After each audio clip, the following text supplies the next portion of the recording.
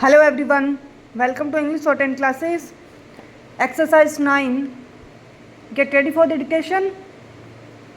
Start. Having considered the aforesaid submissions raised, what we find is that so far as the issue relating to the Armed Forces Tribunal is concerned, the same was answered vis-a-vis the exercise of authority by the High Court under Article 226 of the Constitution of India, whereas in the present case the exercise of authority by a land single judge in a company petition is in the discharge of statutory powers conferred under the provisions of the Companies Act 1956. Stop. Thus, this is not a case arising out of a writ petition under Article 226 of the Constitution of India. Stop. Nonetheless, the issue is that the power which is being exercised by the land company judge is as a judge of the High Court and not of any inferior tribunal. Stop.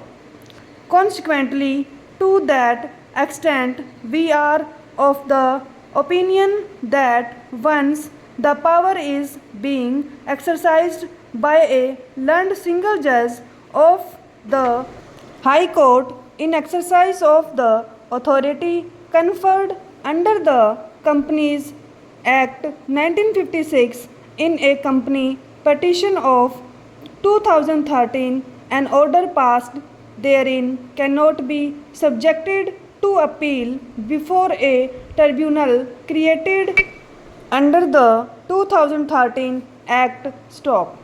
Even otherwise, the High Court has a supervisory jurisdiction under Article 227 of the Constitution of India. Stop.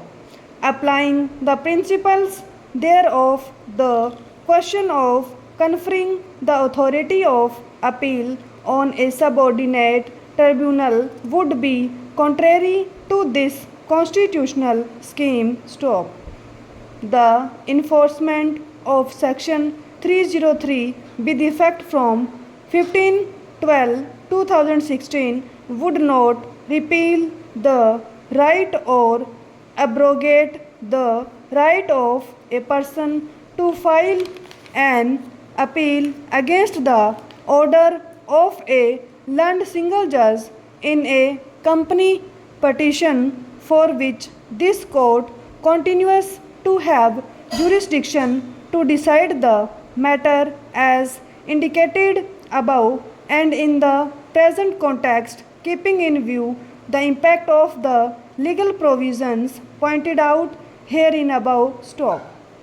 The company appellate tribunal has not been conferred with any such authority specifically as an alternative granting a right of appeal as against an order of a land single judge passed in a company petition as is presently involved. Stop. In the absence of any such specific conferment of power on the company appellate tribunal, the argument of Shri Seth that the powers statutorily granted under Section 483 of the Companies Act would stand implicitly revealed cannot be repealed. Stop. The doctrine of implied repeal, therefore, will have no application in view of the aforesaid background of the legislation, as no such express intention can be gathered from the same. Stop.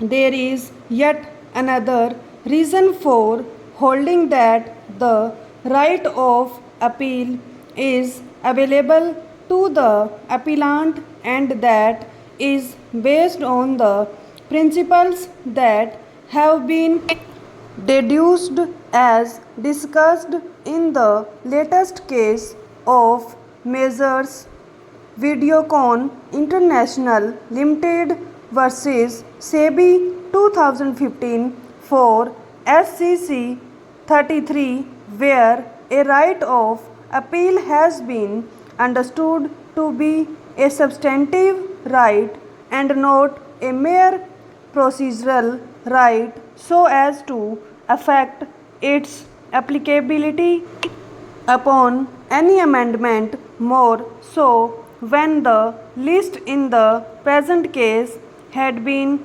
instituted earlier. Stop.